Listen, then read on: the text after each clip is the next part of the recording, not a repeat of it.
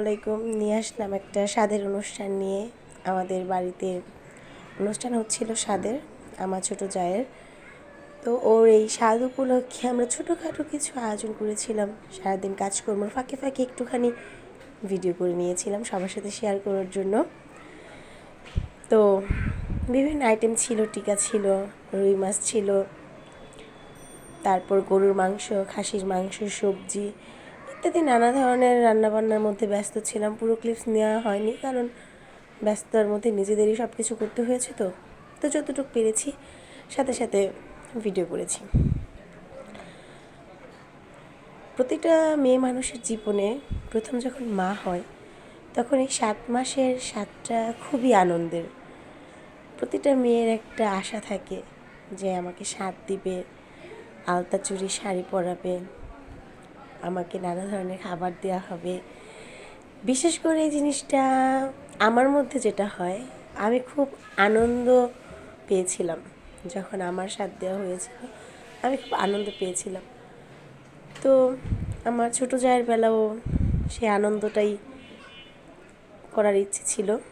তো ওর লাইফের একটা বিশেষ দিন, সবাই ওর জন্য দোয়া করবেন। আল্লাহ যাতে ওকে ভালো রাখে, সুস্থ রাখে। আমাদের যে নতুন অতিথি আসছে, আল্লাহ যাতে তাকে সুস্থ সুন্দরভাবে দুনিয়াতে নিয়ে আসে। সব কিছু ওর জন্য আয়োজন। একটা মেয়ে যখন বাবার ঘর ছেড়ে শ্বশুর বাড়িতে আসে, তার সম্পূর্ণ কিছুই এদেরকে নিয়ে থাকে। তো তার জীবনের একটা বিশেষ দিনকে যদি আমরা স্মরণীয় করে নাই রাখতে পারি, তাহলে তো সেই সময়ের কোনো দামই রইল না। তো এটা অন্তি নিজেই ভিডিও করেছে। ও খুব লক্ষ্মী একটা মেয়ে।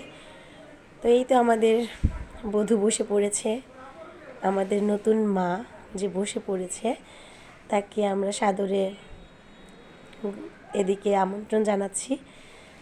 ওকে সবাই পায়েস খাইয়ে দিচ্ছিল, সব বাচ্চারা একসাথে বসেছিল, পরিবারের প্রতিটি মানুষ একসাথে বসেছিল। লাল টুকটুকে একটা বউ, কত সুন্দর লাগছে ওকে। আমাদের জামাই বাবাজি সামনে দিয়ে একটু ঘোরাফেরা করছিল, যদিও সে এখন পুরনো হয়ে গিয়েছে। বাবা, জামাই থেকে বাবা, আরও বউ থেকে মা। তো সবারই খুব আনন্দ হচ্ছিল। তারপরে কাঁঠাল নিয়ে বসা হলো। খাওয়া দাওয়া তো হবেই, মজা আনন্দ তো হবেই, কারণ পরিবারের প্রতিটি মানুষ যখন একসাথে হওয়া যায়, তখন পরিবারের যাতে রূপটাই যেন আলাদা হয়ে যায়। তাদের সাথে যে আনন্দ ঘন মুহূর্তগুলো কাটে, সেগুলো তো কখনোই ভোলা যায় না। সকলের সাথে খুবই মজাদার সময় কাটে। প্রতিটি মানুষের এত আনন্দ, এত ভালোবাসা, এত চাওয়া পাওয়া, খুব ভালো লাগে তখন। আপনারা দোয়া করবেন আমাদের পরিবারের প্রতিটি মানুষ যাতে ভালো থাকে, সুন্দর থাকে, সুন্দরভাবে জীবনযাপন করার আল্লাহ যাতে তৌফিক দেন। আমরা সবাই যেন একসাথে মিলেমিশে থাকতে পারি সারাটা জীবন। আমাদের সকলের জন্য আপনারা দোয়া করবেন।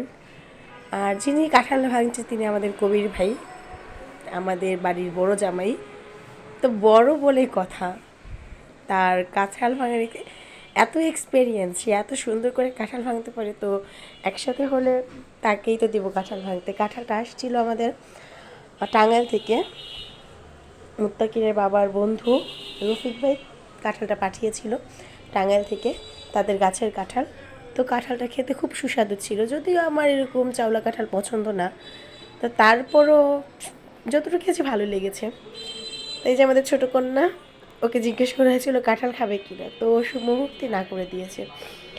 তারপর ঘরের সবাইকেই জিজ্ঞেস করা হলো তাদের কেমন লেগেছে। প্রতিটা মানুষ এখানে ছিল।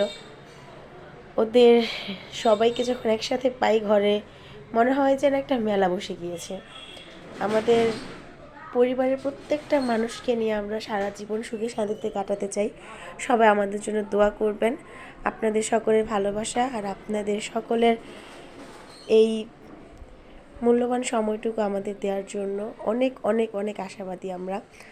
আপনারা ভালো থাকবেন, সুস্থ থাকবেন, সুন্দরভাবে জীবনযাপন করবেন। আর আমাদের ভিডিওটা লাইক করে দিবেন, যদি সম্ভব হয় শেয়ার করে দিবেন। আমাদের জন্য দোয়া করবেন। সবাইকে আল্লাহ হাফেজ এবং অনেক অনেক ধন্যবাদ।